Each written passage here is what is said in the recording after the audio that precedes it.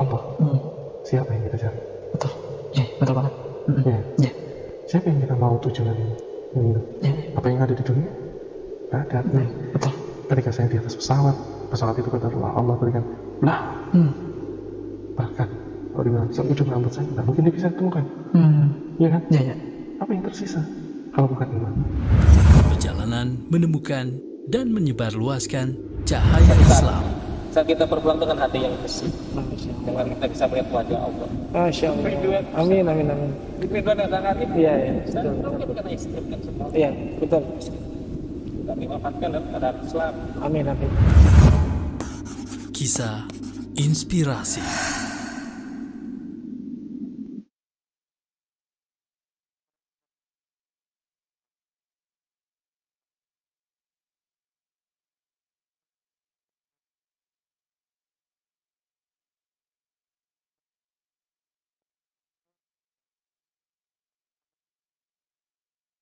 Main instructor of AMAU Academy and is also a graduate of Medina University, and we are honoured to have him in our presence today to be able to ask him about his life, and in particular about how he came to embrace Islam. So, Assalamu alaikum, Ustadz. Wa alaikum assalam wa rahmatullahi wa barakatuh. Jazakallah khairan for having me on the program. Jazakallah khair for coming and for doing this. So, if you could just tell us a bit about yourself and where you're from and your journey to Indonesia here. Yeah, absolutely. So, I accepted Islam at the age of 14 years old. I was sort of brought up in a city called Newcastle. It's in the northeast of England, just next to the Scottish border. So, just probably one of the last cities in England on the eastern side. And I became Muslim at the age of 14, so I was pretty young. After that, Allah subhanahu wa ta'ala blessed me to be able to go and study Islam in the city of Medina, in the city of the Prophet sallallahu alaihi wasallam. And then after that, I was blessed to be able to give da'wah and to give speeches, to give talks, to give lessons. And currently, I am working at an Islamic center called Al-Madrasatul Umariyah, or AMAU. And that is based out of Dubai in the UK, and that's what's brought me here to Muadz ibn Jabal, which has been it's my very first time in Indonesia. Wow. And it's been absolutely fantastic. So we came here to deliver a program called Ashab al-Quran, the people of the Quran, and we have some students who are visiting with us. So it's been fantastic. MashaAllah, fantastic. Could you tell us a bit about what it's like to be a Muslim in the United Kingdom, given that it's a majority non-Muslim country, and what kind of your experience has been a Muslim living within the United Kingdom? So I think we always, and I think the brothers and sisters should really appreciate the blessing of living in a Muslim country among Muslims. Yes, definitely. Because people don't always appreciate that blessing until they've seen what it's like when you're not in that kind of environment. Absolutely. So, of course, the UK is not a Muslim country. It does have some cities that have some reasonably large Muslim populations. And obviously, if you're living in those kind of countries, you try to live among the Muslims. But at the same time, Newcastle is not really one of those cities. We have quite a very small population of Muslims. And when I first became Muslim in Newcastle, I don't remember any other revert, anyone else who had accepted Islam in the whole city that I know. And I can't say there wasn't, but we didn't know any. I mean, there was none. We would go into the different masajid. We didn't know. Now, we are blessed in the UK that the UK is better than a lot of Western countries in Europe. Correct. I mean, for example, if you look at France, or you look at the Netherlands, or you look at Germany, I definitely feel like being a Muslim in the United Kingdom is easier in a lot of ways. At the same time, it's completely different to living in a Muslim country, because to have the fact that Islam is dominant, and we know that Muslim countries are all different in terms of how much of Islam is practiced on a day-to-day basis. Regions are different, cities are different. But one of the things that's really, really beautiful is to live in a place where Islam is dominant, where you walk in the streets and almost everybody you see walking in the streets is a Muslim, where you have a masjid on every corner. For me in Newcastle, my masjid takes me 10 minutes to drive. It must be around 8 kilometers to get from my house to get to the masjid. So you can imagine that's pretty difficult to do 5 times a day, and some people live even further than that. Yes. But it's something where to have a masjid on the corner, to have a masjid which is a minute or two's walk from your house is very different to having to kind of spend just 20 minutes just to go from your house to the masjid and back. So there's definitely some challenges. I think it's really challenging for Muslims to keep their Islamic identity. And I think one big thing is, no matter what Muslim country you live in, it's a lot easier to keep your Muslim identity when you're living in a Muslim country. Because the identity, even the culture of the people is a Muslim culture. It's a Muslim identity. Even if people maybe don't practice as much as they should, but there's an identity of Islam. Whereas in the UK, that identity is the identity of a stranger. You're someone who is, like we say in Arabic, from the ghuraba, the strange people. People look at you as, you're doing something strange. And depending on what you wear, and of course, for a man, that's not so difficult. I could wear some more sort of Western attire. But for a woman, for example, for my wife, for my daughter, they're going to wear the Islamic hijab. And that means that they're going to stand out between. So there are some challenges, but all praises to Allah, alhamdulillah, it is a lot better than a lot of other places that we've been to. And I am blessed to be able to spend a lot of time in the United Arab Emirates, which is amazing. Again, to be among Muslims, to hear the adhan. Allah subhanahu wa ta'ala, people don't realize that in the majority of Western countries and cities, you don't hear the adhan out loud. That's right. SubhanAllah, you have to find your own time for the prayer, just to be able to hear the adhan. So it's been lovely to come here, and it's been amazing. I actually didn't think it would be so amazing, and Islam would be so prevalent, and to be able to see so many people practicing Islam in the city of Kendari, and it's just fantastic. It's amazing. Alhamdulillah. No, that's amazing. And there's a lot of what you said that I can relate to as well. I was born and raised in the UK, but moved to Aceh back in 2017, and that's on the island of Sumatra here in Indonesia. And then after that, I moved to Kendari in Sulawesi, and I can definitely say it makes a massive difference from living in a majority, predominantly non-Muslim country, coming into, and everything you just said is exactly what I felt as well. It really gives your iman a big boost, and small things like hearing the adhan out loud and stuff, it's just absolutely incredible. So I really appreciate that. Could you tell us a bit about your journey entering? How did you manage to embrace Islam, and tell us a bit about that, please? Yeah. So my journey probably started when I was about 12 years old. So I was just in my last year of what we would call middle school, because it's not the case in the whole of the UK, but where we are in the UK, we actually have a 3-tier school system of primary, middle and high. Okay. So when I was sort of about 12 years old, I would have been in the last year of the middle school. And I would have been just about to go to high school. Right. And at that age, I was probably a typical young boy. I was brought up in a Christian family. I would say nominally Christian. I don't think they were deeply practicing. They didn't really go to church, but they do believe. I mean, they really did believe in Christianity. They believed in Jesus Christ, peace be upon him, Isa alayhi salatu wassalam, but they were not very practicing. We went to church for weddings, for funerals. That was about it. I don't think we went for a regular Sunday church attendance or anything like that. But my grandmother was very much attached to Christianity. She would go to church every Sunday. So I had some influence from that side. But what was my problem? I did very well at school. I was doing very, very well. But I was living kind of a double life. I was living a life where I was trying to kind of escape who I really was. I was quite a studious, quite a well-behaved kind of boy, but I didn't want to be like that. I wanted to be with my friends. And I wanted my friends to respect me as someone who was willing to break the rules and get into trouble. So I started to get myself into trouble against my maybe better judgment. And I went through a stage where I really had some very bad friends who were really taking me far away from where I should have been. And I think that's a lesson for everybody, that your friends are very, very important. Big influence. Who you have around you makes such a difference. Yeah. So I had people around me who were getting into a lot of trouble. They were causing problems for their neighbors. They were just petty, you can say petty crime, like very small crimes that wouldn't typically be necessarily punished by the police, but you're just causing a nuisance for people. It's causing inconvenience. And that made my relationship with my parents very rocky, very unstable relationship, because they were very distraught. They were like, you're ruining your life. You are getting in with a bad crowd. And, of course, in the UK, we do have this kind of sense of some degree of freedom. So it's kind of that conflict between, well, you should have the freedom to do what you want and live your life your own way, but actually what you're doing right now is really bad for you.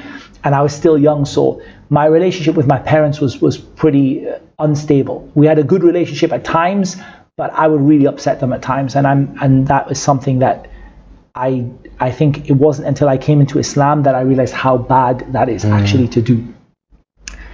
What that resulted in is that I ended up getting grounded for a lot of time. I ended up being told you have to stay in the house. Right. So I never got hit. But I got told, stay in your bedroom, you're not allowed out. And during that time, I reverted back to my kind of, I guess, natural sort of self, in the sense that I wanted to read, and I wanted to now I didn't have my friends around me. So I would just read. I would read novels. I would read, non-fiction books, facts about the world. And I came across different religions. I don't think I remember Islam really standing out, but I just read about different religions. So my first stage is I start to realize there are other religious beliefs other than Christianity. Sure. There are some people in the world who have different beliefs. And I think what helped me as well is that at that last year, I had a religious education teacher in school, mandatory religious education lessons, part of the British national curriculum, that was very interested in world religion. So he was quite interested in Hinduism, in Sikhism, in Buddhism. But what was really interesting is he opened my eyes to the fact that there are other beliefs that and that's the first step, to realize that the belief that I was given by my parents, there were other beliefs out there. And that really interested me, and I started to ask, why is this happening to me? Why am I here? And I would look into those religions. And honestly, the more I looked into them, the more I felt that it just didn't make sense to me. And I almost reached a point where I believed that religion didn't make sense. I was like, all of these religions, I'm not going to pray to a statue. Yeah. I'm not going to pray to a picture.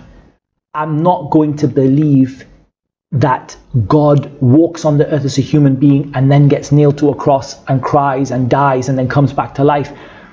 And so that was your main issue with Christianity? Just generally, I had an issue with all religions. Sure.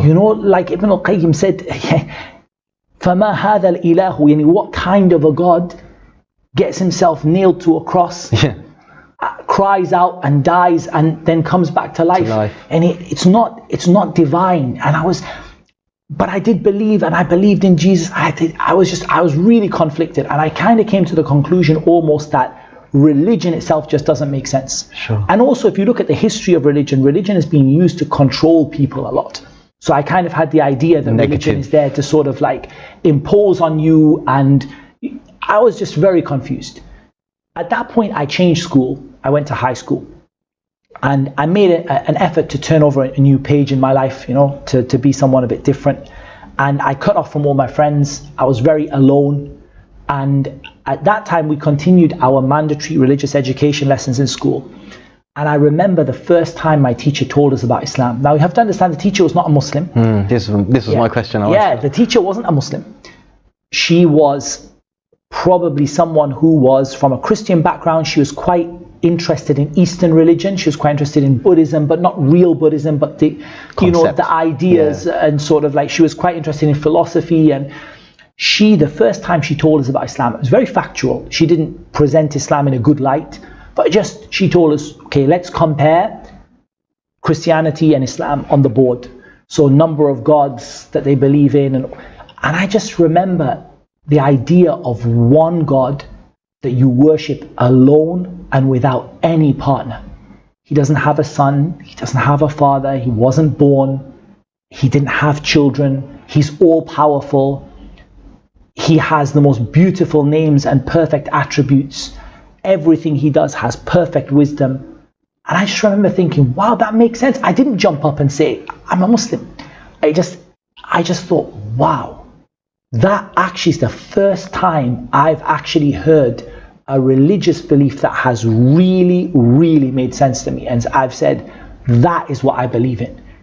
Without saying I'm a Muslim, I just thought that, I kind of thought, oh wow, it just shows you that, you know, some people get things right, you know, kind of like Muslims got some things right and so I'm still at that point where I don't really appreciate what Islam is, but I appreciate just the concept of God. It's amazing. And how old were you at that stage? Exactly? I'm about 14 years old at that 14 stage. Years old. So I was around 14 years old. It might have started when I was late, you know, in the later part of being 13 towards becoming 14 years old.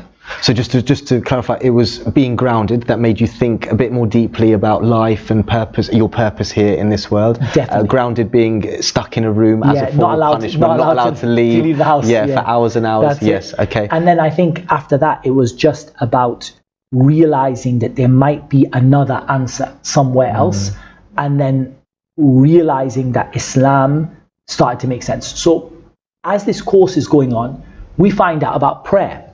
So typically most Christians would go to church once a week on a Sunday. Some would go more, but like typically people would go once a week on a Sunday if they're practicing Christians. Muslims pray 5 times a day. I thought, wow, that's it, man, 5 times, that's what we need. But I wasn't, the idea of being like a monk or what we call rahbaniyya, like locking yourself in a monastery, that didn't appeal to me. I never thought that, you know, that's something where it never made me think like, oh, that's amazing. But I just thought, wow, look at what Islam has done. You've got all the advantages of someone who's deeply religious, who's connected to their religion every single day, but you're still allowed to go and work, have a family, live your life, enjoy yourself. But then this is just amazing. This is more logical, isn't it? Really, best. You know, this just makes complete sense to me. But again, I didn't jump up and say I want to become Muslim. I just thought, wow. And you know, shockingly, and this is where a lot of people get surprised, one thing that actually had a major influence on me at that time is Islamic punishments. So generally people see Islamic punishments quite staunch, quite stern, quite tough on people. And people often think that a non-Muslim wouldn't be attracted to Islam, correct, knowing the kind of strictness that exists. But Allah, I listened to it and I honestly thought, this is amazing. If this was in society, our society would just be so... And you recognize that Islam doesn't want to punish people. Yes. Islam never came to punish people. Islam came to stop people from doing wrong things. And the only way to stop human beings doing wrong things is to have reward and punishment. That's a default human behavior. You need to have rewards and punishments. So when I heard about the system of rules in Islam, as well, you have to understand Christianity today is a religion that has very few rules and very few laws. It has some dogma, some belief, some idea of you have to believe that Jesus Christ is your Savior, but it doesn't have a lot of rules. It probably did 500 years ago, but right now your average practicing Christian doesn't have that many things that they're not allowed to do. Yes. But that means you're left feeling very lost. Correct. Feeling very like, I don't really know whether this is good or not good. I wanted the God of the heavens and the earth, the one who knows everything, to tell me, do this and don't do this. Because why would I want to figure it out for myself? Correct, exactly. Yeah. What's the purpose of I want everything written down for me. Do this, don't do this. I loved it. I was like, this is amazing. This is what we need. So as this process is going on, I'm starting to think, what does that make me? If I love everything about Islam, and I still wasn't thinking about becoming Muslim, but if I really love Islam and I really respect it and I won't let anyone say anything bad about it, what does that make me now? So I started wondering, I don't know what that makes me, but still I felt like there must be something wrong. There must be a catch. Sure. There's somewhere I'm going to get to it, right? Sure, absolutely. That's a really fascinating story, considering you're basically saying it's a non-Muslim individual who's embracing Islam through dawah from a non-Muslim teacher in a non-Muslim it's crazy, country, which is a really, really fascinating story. So we're just going to cut and speak to one of the caller who's on the line at the moment. Assalamu alaikum.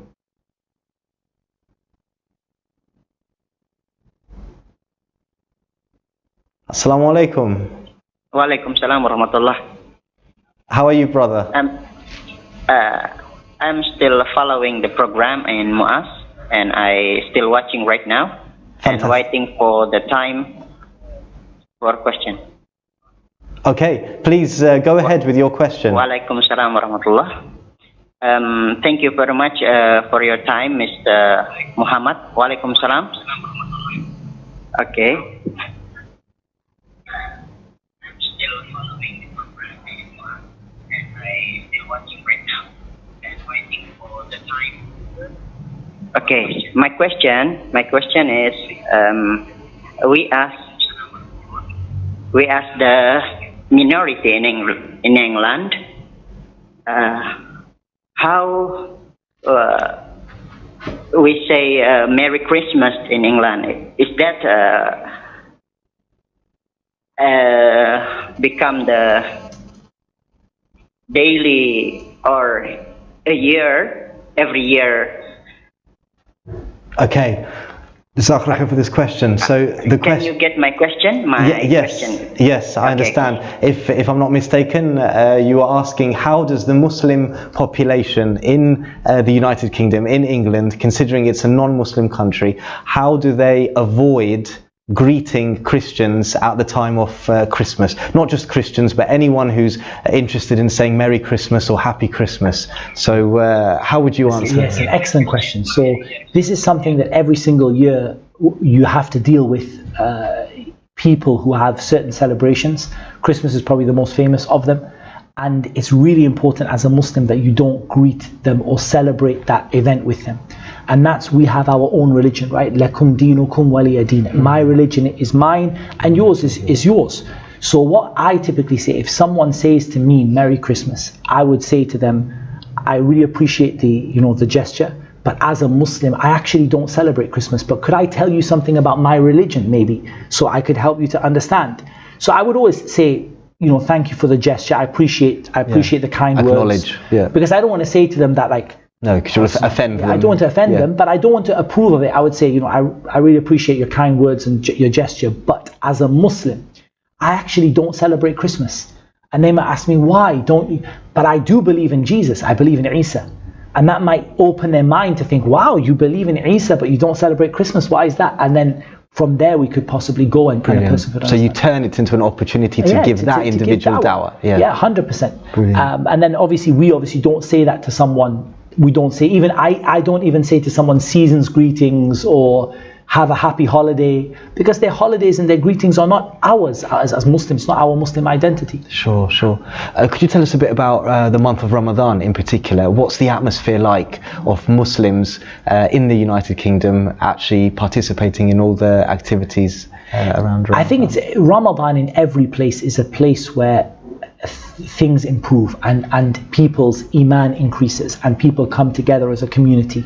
It's not the same as what it's like in a Muslim country, because there's a lot more people to come together, there's a lot more goodness to happen, but it's still a time where people who never go to the masjid will come to the masjid, where people will connect with people they didn't connect with before. Sure. And actually, interesting enough, when I was talking about becoming Muslim, I actually became Muslim just before Ramadan.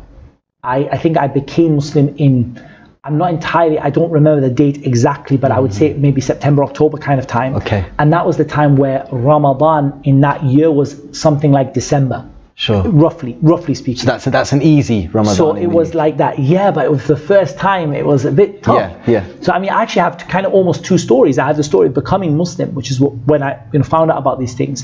I went home, I did my research.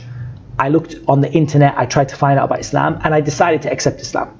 So at that point, I made a formal decision that I'm going to accept Islam, and I said the Shahada as best as what I could say it. And then came the whole new journey, which is how do you learn that religion and this is, people almost don't imagine, because they can see, they have masajid, they have madrasa, they have teachers, they have TV channels, they have radio stations, they have books, they have so many facilities. We literally had nobody to teach you, and you feel very, very lost and confused. I just became Muslim today. Yeah. How do I pray? How do I fast? What's Ramadan going to be like? And especially things like also Eid is a little bit, for new Muslims, Eid can be a little bit tough. You might be alone, you don't have, everyone goes off to their family, and you're kind of, alhamdulillah, we have a nice program now where we get the the reverts together that don't have families. MashaAllah. We celebrate Eid together. Yeah, as much as possible. So some lovely opportunities. But that was, for me, it was about that discovery, slowly finding out what Islam was about, finally saying, if all these things, if I believe all of these things, then I have to accept Islam. And then I accepted Islam by myself. I didn't have a teacher because I was too scared to go to a mosque. Okay. Do you know there's so many Muslims, maybe even there could be non-Muslims even who could watch this, who could feel like that I'm too scared as a non-Muslim to go into a mosque and to say to somebody. What were you afraid of? What was the? I don't think I had a fear. I just didn't feel comfortable. know what would I say? An unknown place. Like where would I go? What if I went with my shoes when I was supposed to take my shoes off? Right. Or what if the Imam didn't accept me? What if he told me? Sure. Like a lot of things you worry about, but you should never ever worry. You know, it's absolutely fine to go to, for a non-Muslim to go to the door of the mosque and just ask somebody. Just say, I've just come as I'm interested to talk about Islam. Is there somebody I can talk to? And almost always the Imam is there. There's someone there for you. And for me, I did it at home. I just read it. Ashhadu. I read like that. An la ilaha illallah. Just best as what I could read it. I read it to myself. In private? Actually, no. There's a bit of a story to this. Okay. I read it to my mum and dad. Okay. Without telling them what it was. Because they said people have to listen to you. You can't say it in private. Right. And that's not true. Okay. You can say, I mean, what do you say about someone who's, for example, he's in the middle of nowhere, he's hanging off a cliff with one hand and he decides to accept Islam. Yeah. You're not going to say to him that, I'm sorry, you can't, you need to bring a witness here. But people told me like that.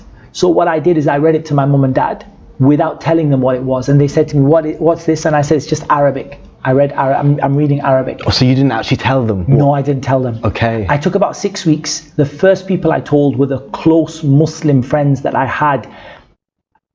I think as I became interested in Islam, I became more interested in finding Muslims to be friends with. Sure. Without telling them. They had no idea. Like I would just meet Muslims. I'd be like, oh, okay, this guy's a Muslim. And over time. And then I told them after about a couple of weeks maybe, I told my friends and I said to them, you guys are Muslims, right? And they're like, yeah, of course we're Muslims. I said, well, I've become Muslim. And they're like, you want to become Muslim? I said, no, I've become Muslim. And they were like, where? What was the Imam? Which masjid? So that made me in a bit of a like, oh no, yeah. Did I do it properly? Have a masjid. Yeah.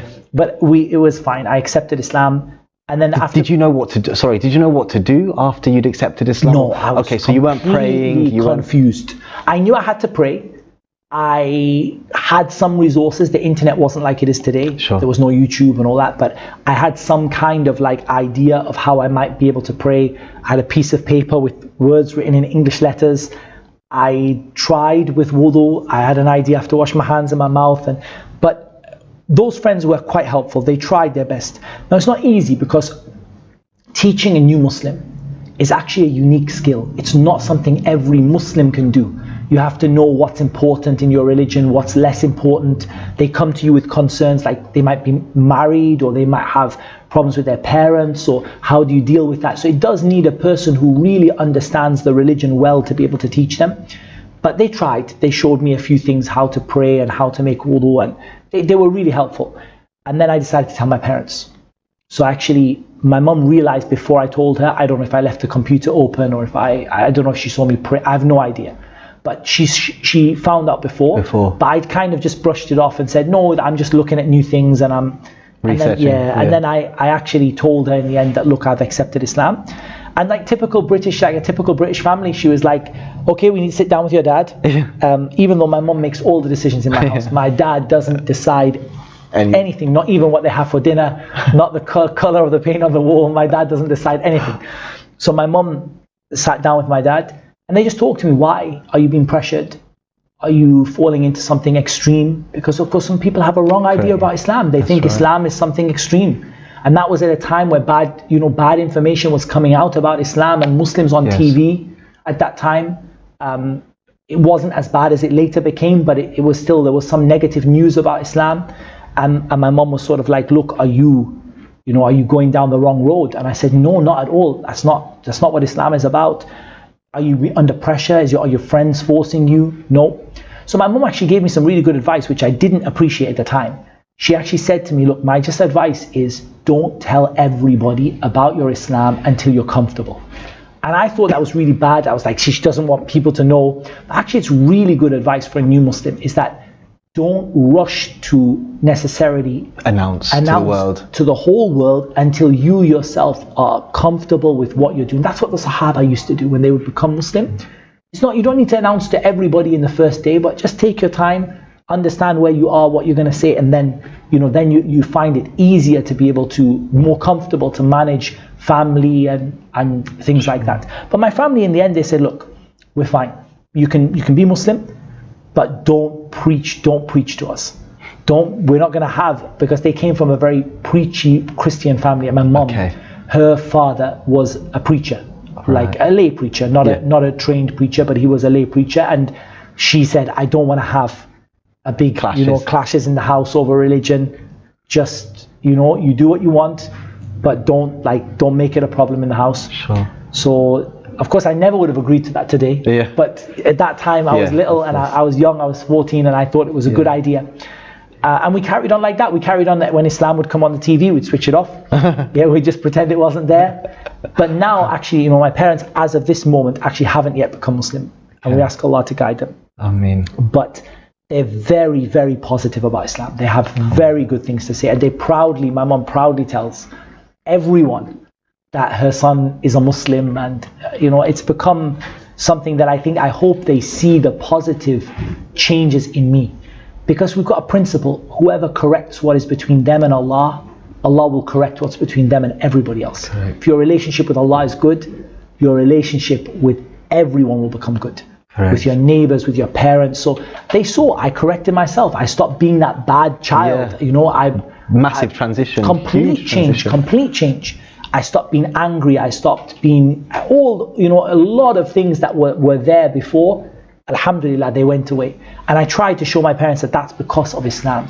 And that's what we're told in Islam, that human beings are created in a state of oppression and ignorance. Sure. But with Islam, we remove that oppression and ignorance and we actually become people of knowledge, justice, kindness, good behavior towards others. But it's Islam that brings that. And it's your relationship with Allah before your relationship with everybody else. You often hear from people who have embraced Islam, that embracing Islam was an amazing experience. But what happens after they've embraced Islam, they sometimes feel isolation, confusion, and a lack of support from the Muslim community. What advice would you give to Muslims who know someone who's recently accepted Islam that they should be thinking about doing in order to give them that support that they need and that they deserve? 100%. I think the first thing I would advise them is to show kindness and brotherhood. إِنَّمَا الْمُؤْمِنُونَ إِخْوَةٌ. We are a people who we don't look at where you're from, your ethnic background, what place you come from, what color skin you have, what language you speak. None of this means anything to us in Islam. In Islam, we have the brotherhood of Islam. So show them that brotherhood. They might not be from the same people as you. They might have been from a people that you didn't really like before when they were not Muslim. Maybe they were from a people that made trouble in your local area, or a people that were difficult to get on with, or a people that you saw, they used to worship things other than Allah. But once that person has become Muslim, they are the same as your blood brother, and you treat them like that. So show them the brotherhood of Islam. The second thing is, don't burden them with a lot of information. Instead, take them to a person of knowledge, the most knowledgeable person you have, your imam, your sheikh, your ustad. You take them to the most knowledgeable person and you let them guide them. Okay. Because what's going to happen is, if they start hearing 5 different options from 5 different people, they might even feel like Islam is like they didn't realize what Islam was. I went through a phase like that where I was, there are groups, there are beliefs, there are differences of opinion. Why? And then I realized these things never existed in the time of the Prophet, peace be upon him, and the companions. They only existed later on when the Muslims went far away from their religion. So definitely don't burden them with a lot of things. If they make a mistake and you see them doing something wrong in their prayer, gently correct them without it being in front of everyone, in a really gentle way. Just put your arm around them and say, I noticed in your prayer that, for example, you didn't do your bowing? Is that something that your Ustad taught you, or did you forget about it? Or I forgot about it. Okay, shall we go to the Ustad? We'll sit with him now and we'd get him to tell you how to do it properly. That would be ideal. If the Ustad is not there, they could explain, but don't, definitely, if you see them make a mistake, don't, scream at them. Like sometimes we see things that you and me would be just completely used to something, It could be like a lady shaking a man's hand. Right? We're completely used to not doing that, Like we would never go to a lady and put out our hand to shake a hand. Like, and a new Muslim might not even know that that's not allowed, and it's just their culture. So to be patient. Just be patient with them, just be smart. Don't do something wrong. And that's really important as well. Don't give them a false idea. Like, for example, if they tell you something wrong, don't say to them, that's okay in Islam, it doesn't matter. Like, tell them it's wrong. Like, for example, some of them might be in a relationship outside of marriage, and he comes to the masjid and he's like, yeah, I'm going to go and see my girlfriend. Don't say to him, oh, that's really good. Yeah. Or the other way. Don't scream at him like, you're not even a Muslim. Yeah. And also, don't say to him, oh, that's really good. Yeah. Say to him, did you know that it's not allowed to have a relationship like that outside in Islam? You have to have marriage. Is that like? And if he's like, oh, so shall we go and sit with the Ustad? Maybe can explain what your options are, because there could be option of nikah, of marriage, absolutely. or there could be different options for him. But at least let him know so that he doesn't go off thinking it's okay. Yeah. And he might not even know. And little etiquettes like eating with the left hand instead of the right hand, gently correct people. So I think that's really, really important. Show them brotherhood. Don't burden them with lots of information that they can't manage. And if they do make a mistake, gently correct them, and ideally take them, when you correct them, to the one teacher that they've got, so they don't get confused. And as they grow, in a very quick amount of time, what you're going to see is they become like a regular Muslim in the community, and then it becomes like everybody else. They know what's right and wrong, and you can talk about, I do things this way and he does it different, and they're fine with that. But they're just, the first few days, they're like a newborn baby. So you need to give them a little bit of a helping start. Yeah, absolutely. Jazakallah khair, Ustad Muhammad Tim Humble. It's been absolutely amazing having you on the show here today. And it's certainly a very, very inspirational story. A lot of very, very useful, beneficial information that he's conveyed to the audience. And please, if there is anyone watching who has been touched by some of the topics that have been discussed today, please do feel free to contact Islamic Centre Muadz bin Jabal, MuadzTV, and let us know how we can be of service. If there is anyone watching who's either interested in exploring options, interested in inquiring about Islam, or taking a shahada to become a Muslim, please do contact us now. Jazakallah khair.